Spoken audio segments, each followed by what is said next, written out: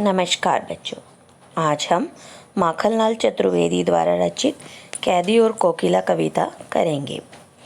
तो कविता के बारे में जानने से पहले हम थोड़ा कवि के बारे में जान लें।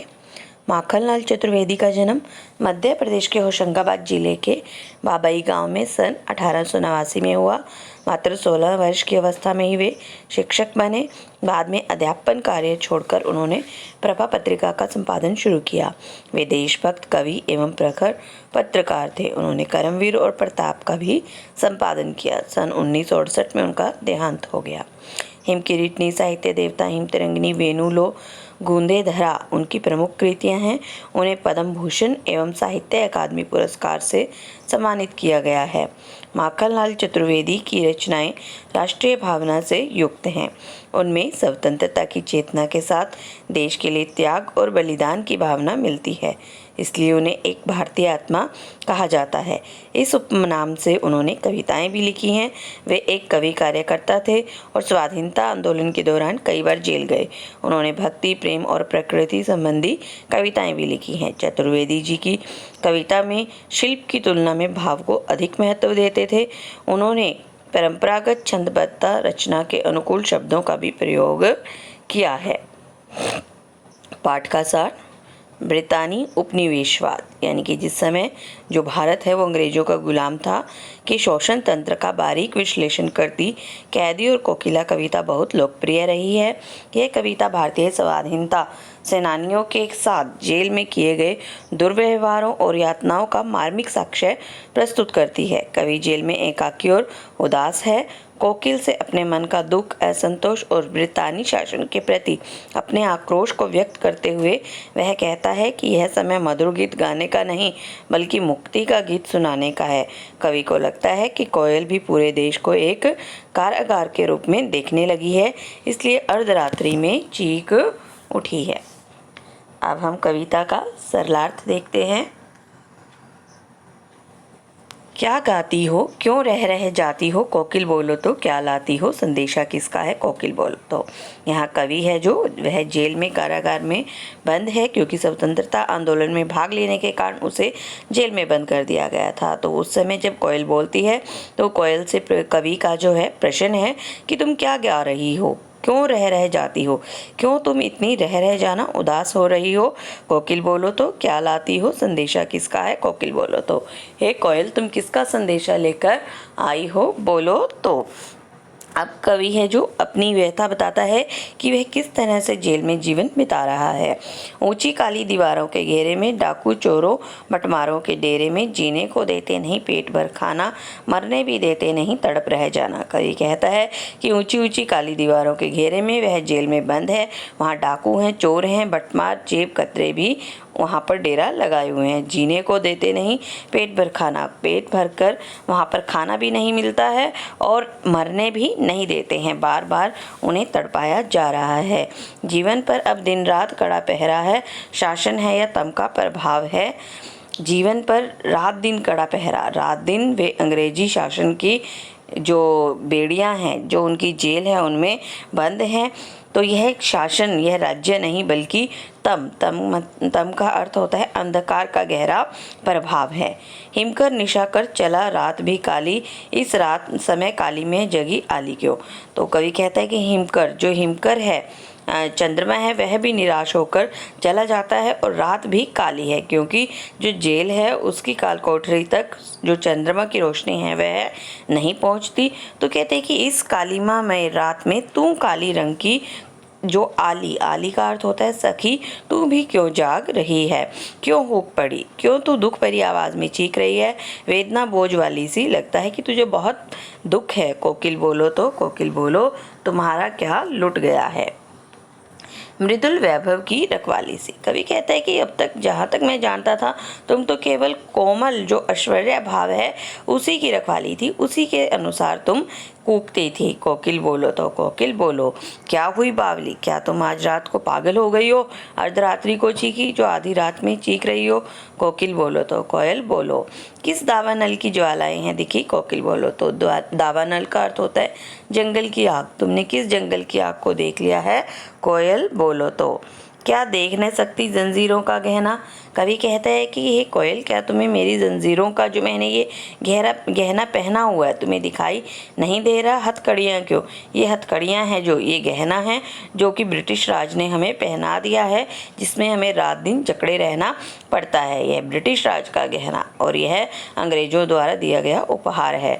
कोल्हू का चरख जो जीवन की तान, और जिस प्रकार से जो कोल्हू है खेत में चलाया जाता है जिससे कि गन्ने का रस निकाला जाता है, तो जब वो चलता है तो उसमें चरक चरक की आवाज़ आती है। तो कहते हैं इसी प्रकार से जब हम कार्य करते हैं तो हम भी दुख के मारे चरक चरक की आवाज़, जो यानी कि हमारा दुख है, पीड़ा है, वह उस तरह की तान देता है, जीवन की तान। और जीवन का मानो यही स्वर बन गया है। गिट्टी पर उंगलियों ने लिखे गान, और जो गिट्टियां हैं उंगली की, काम करते करते उन पर मेहनत के गान लिख गए हैं। हूँ मोट खींचता लगा पेट पर जुआ। तो कहते जिस प्रकार से बैल को मोटे रास्ते से बांध दिया जाता है, उसी प्रकार से मानो हमें भी बांध दिया गया है और हमारे पेट पर जुआ बांध दिया गया है, जिससे कि हमें काम करना पड़ता है।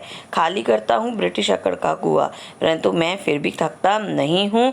फिर भी मैं ब्रिटिश अक्कड़ के कुएं को खाली कर कर ही रहूँगा। दिन में करुणा क्यों जगे रुलाने वाली, इसलिए रात में गजब ढा रही आली। कहते कि दिन में तो हम इतना कार्य करते हैं, तब तो तुम्हारे अंदर हमारे प्रति करुणा नहीं आती, हे रुलाने वाली। अब रात में हमें क्यों तुम परेशान कर रही हो? इस शांत रात में अंधकार को भेद रही रो रही क्यों हो तुम? इस शांत रात में जब चारों ओर शांति है और अंधेरा है, तो तुम भेद रही मतलब चीर कर जो तुम्हारी आवाज़ आ रही है, रो रही हो क्यों? ऐसा प्रतीत हो रहा है मानो तुम रो रही हो। कोकिल बोलो तो, कोयल बोलो तो, चुपचाप मधुर विद्रोह बीज इस भांति बो रही क्यों? कोकिल बोलो तो, मुझे लगता है कि तुम चुपचाप प्रेम से जो अंग्रेज़ों के विरुद्ध है हमारे मन में विद्रोह का बीज बो रही हो। कोयल बोलो तो। काली तू रजनी भी काली, कवि कहता है कि तेरा रंग भी काला है और रात का रंग भी काला है, शासन की करनी भी काली, और जो ये अंग्रेजी शासन है इसके कार्य भी काले हैं। काली लहर कल्पना काली, काली लहर, काले कार्यों की लहर चारों ओर है, और जो लोगों की सोच है वह भी काली हो गई है। मेरी काल कोठरी काली, और जिस काल कोठरी में मुझे बंद किया गया है वह भी काले रंग की है। टोपी काली कमली काली, मेरी टोपी भी काली, और जो मुझे ओढ़ने के लिए कंबल दिया गया है वह भी काला है। मेरी लोह श्रृंखला काली, और जो मेरी हथकड़ियाँ हैं वे भी काली हैं। पहरे की हूँ कृति की ब्याली, और जो पहरेदार हैं यहाँ पर जो हूँ कृति देते हैं, जो वे आवाज़ लगाते हैं, बयाल करते हैं, वह भी मानो काला ही है। तिस पर है गाली ए आली, हे आली हे सखी, ऐसा लगता है मानो कि वे हुंकार नहीं बल्कि गाली दे रहे हो। और इसी प्रकार से तुम भी रात्रि में क्यों चीख रही हो? इस काले संकट सागर पर मरने की मदमाती, कहते हैं कि इस समय इतना काला घोर संकट का सागर आया हुआ है, और कहते हैं कि मरने की मनमाती, सबके मन में मरने की चाह हो रही है। कोकिल बोलो तो, कोकिल बोलो अपने चमकीले गीतों को क्यों कर होते राती। कोकिल बोलो तो, कोयल बोलो तुम अपने इन चमकीले गीतों को क्यों तैरा रही हो? तुम आधी रात में क्यों कूक रही हो? तुझे मिली हरियाली डाली, हे कोयल तुझे तो हरी हरी डाल बैठने को मिल जाती हैं। मुझे नसीब कोठरी काली, परंतु मैं तो काली कोठरी में बैठा हूँ। तेरा नंबर में संचार, तू तो पूरे आकाश में घूमती है। मेरा 10 फुट का संसार, परंतु मुझे तो 10 फुट की काल कोठरी में बंद कर दिया गया। तेरे गीत कहाँ वे वाह, जब तू गीत गाती है तो सभी वाह वाह करते हैं। रोना भी है मुझे गुनाह, परंतु यहाँ ये अंग्रेजी शासन मुझे रोने भी नहीं देता, वह भी मेरे लिए गुनाह हो गया है। तेरी देख विषमता तेरी मेरी बजा रही तिस पर रणभेरी। हे कोयल तू हम दोनों की विषमता को देख रही है, हम दोनों कितने भिन्न भिन्न हैं। बजा रही तिस पर रणभेरी, रणभेरी मतलब युद्ध का डंका, और फिर भी तू युद्ध का डंका बजा रही है। इस हुंकृति पर अपनी कृति से और कहो क्या कर दो। तो इस हुंकार पर जब तुम भी हुंकार लगा रही हो तो अपनी कृति, अपनी जो रचनाएं हैं उनमें मैं और क्या लिखूं। कोकिल बोलो तो, कोयल बोलो मोहन के व्रत पर, जो मोहनदास करमचंद गांधी हैं उन्होंने अहिंसा का व्रत लिया हुआ है, तो उसी के अनुसार मैं भी कार्य कर रहा हूँ। प्राणों का आसव किस में भर दूँ, मैं अपने प्राणों का रस है जो जीवन है वो अपनी कविताओं में किस प्रकार भरूँ। कोकिल बोलो तो, हे कोयल तुम मुझे बताइए। अब हम प्रश्न अभ्यास देखते हैं। कोयल की कूक सुनकर कवि की क्या प्रतिक्रिया थी? कोयल है जो है अर्धरात्रि में चीखती है। तो कवि को लगता है कि कोयल ये आधी रात को क्यों चीख रही है। तो कवि को लगता है कि मानो उसने जो दावानल है, जंगल की आग है, उसे देख लिया है, या फिर वह ब्रिटिश शासन जो हमें यातनाएं दे रहा है जेल में, उसे कोयल ने देख लिया है और उसी दुख के कारण वह आधी रात को कूक रही है। कवि ने कोकिल के बोलने के किन कारणों की संभावना बताई है। नंबर 1, वही उसने शायद जंगल की दावानल को देख लिया है और उसने शायद जो कवि हैं उनको जो जिस प्रकार से स्वतंत्रता सेनानी हैं जेल में यातनाएं दे रहे हैं उन्हें अनुभव कर लिया है कि शासन की तुलना तम के प्रभाव से की गई है। और क्यों अंग्रेजी शासन की तुलना तम अंधेरे के प्रभाव से क्यों की गई है, क्योंकि वह भी अंधेरे के समान है। लोगों को कोई रास्ता नजर नहीं आ रहा, केवल दुख ही दुख है। कविता के आधार पर पराधीन भारत की जेलों में दी जाने वाली यंत्रणाओं का वर्णन कीजिए। पराधीन भारत में जेलों में 10 फुट की जेलों में जो कैदी हैं स्वतंत्रता सेनानी हैं उनको बंद कर दिया जाता था। उनको खाने को भी कुछ नहीं दिया जाता था, बहुत कम खाने को दिया जाता था और उनसे बहुत अधिक मेहनत करवाई जाती थी। रात दिन उन्हें हथकड़ियाँ पहनाकर रखा जाता था। भाव स्पष्ट कीजिए, ये हम कर चुके हैं। अर्धरात्रि में कोयल की चीख से कवि को क्या अंदेशा है। यहाँ वही आएगा कि शायद या तो उसने दावानल की आग को देख लिया है या फिर जो अंग्रेजी शासन है उसके तम के प्रभाव के कारण जो कोयल है वह डर गई है। और नंबर 3, शायद जो कोयल है वह कवि को ईर्ष्या के जो कारण जो उसको विद्रोह का बीज है अंग्रेजी शासन के विरुद्ध, उसके ऊपर कविता लिखने के लिए प्रेरित कर रही है। कवि को कोयल से ईर्ष्या क्यों हो रही है। कवि को कोयल से ईर्ष्या इसलिए हो रही है क्योंकि वह खुले नभ में विचरण कर रही है, परंतु जो कवि है वह काल कोठरी में बंद है। कवि की स्मृति पटल पर कोयल के गीतों की कौन सी मधुर स्मृतियाँ अंकित हैं जिन्हें वह अब नष्ट करने पर तुली है। कवि ने आज तक जो कोयल है उसे मधुर गीत, वैभव के गीत गाते हुए सुना था, परंतु अब वह दुख के गीत गा रही है जिससे कि वह अपने पहले वाली स्मृति को नष्ट करने पर तुली है। हथकड़ियों को गहना क्यों कहा गया है।